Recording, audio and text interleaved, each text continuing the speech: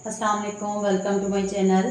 आज की इस वीडियो में हम इलास्टिक डालने का परफेक्ट तरीका आपके साथ शेयर करेंगे। ये हमारा पेंट ट्राउज़र है। बाकी की इसकी स्टिचिंग हमने कंप्लीट कर दी है।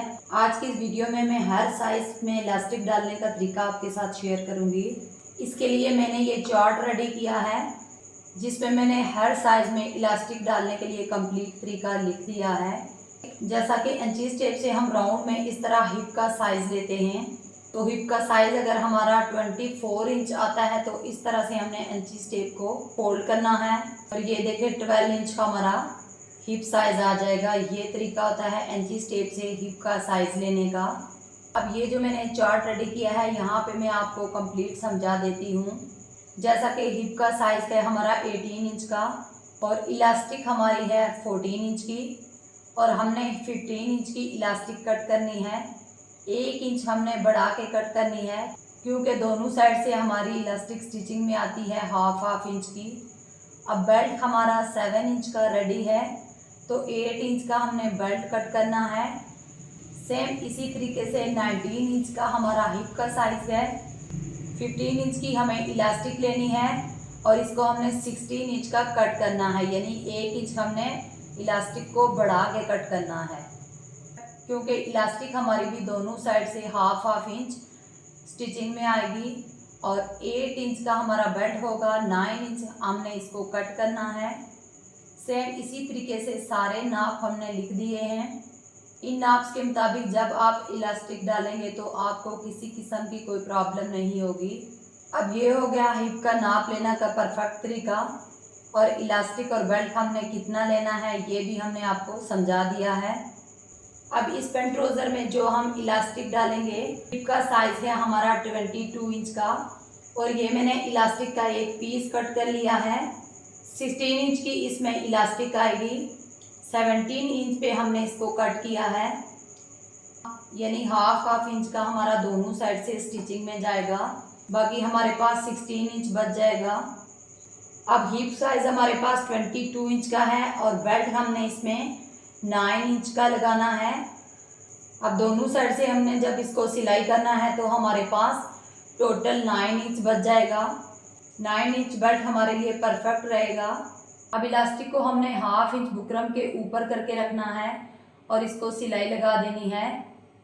अब ये देखिए दोनों साइड से हमने इलास्टिक के साथ बुकरम को स्टिच कर लिया है। अब इस तरह फोल्ड करते हुए मिड में हमने इस तरह से क्रीज लाइन बना देनी है। ट्राउज़र की राउंड में हमने हाफ इंच का फैब्रिक अंदर की तरफ फोल्ड कर लिया है।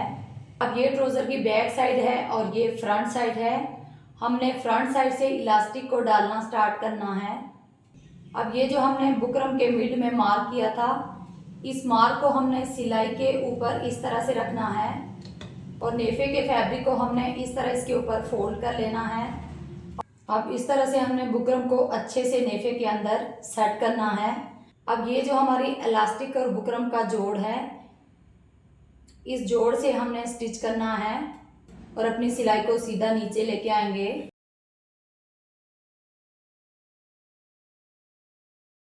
अब ट्राउज़र को इस तरह से टर्न करेंगे और सिलाई को सीधा आगे लेके आएंगे। सिलाई को हमने सिलाई के साथ मिला के रखना है।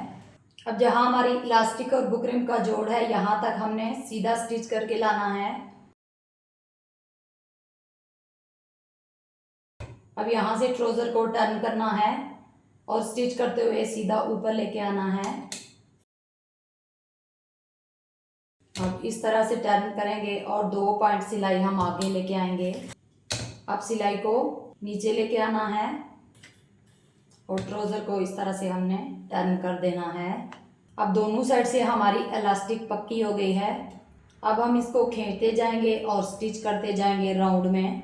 सिलाई करते हुए आपने इस बात का ध्यान रखना है कि हमारी जो इलास्टिक है सिलाई में ना आए। अगर इलास्टिक सिलाई के अंदर आ गए तो इलास्टिक को हम अच्छे से खींच नहीं पाएंगे। इस बात का आपने अच्छे से ध्यान रखना है।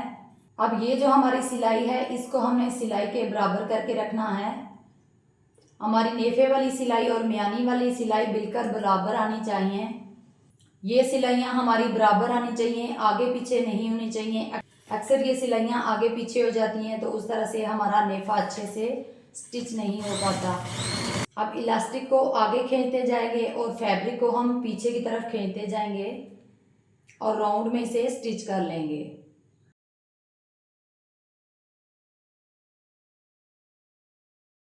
अब बैक साइड से हमारा फैब्रिक बड़ा होता है तो इस तरह से हमने छोटी छोटी 2-4 चुनट्स डाल के फैब्रिक को बराबर कर लेना है।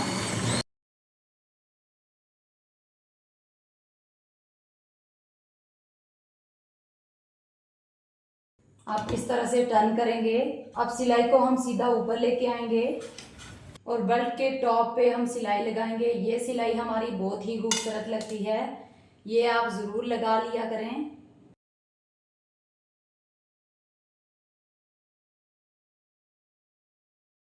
अब यहाँ से हमने सिलाई को टर्न करना है और मिड में लेके आना है। अब हम निडल को अंदर ही रखेंगे और साइड से इस तरह सारी सलवटिस को बराबर कर लेंगे। सारी सलवटिस हमारी एक जैसी होनी चाहिए। अब हमने नेफे को पीछे से भी पकड़ना है और आगे से भी पकड़ना है और इस तरह खींचते हुए हमने मिड की सिलाई लगा लेनी है।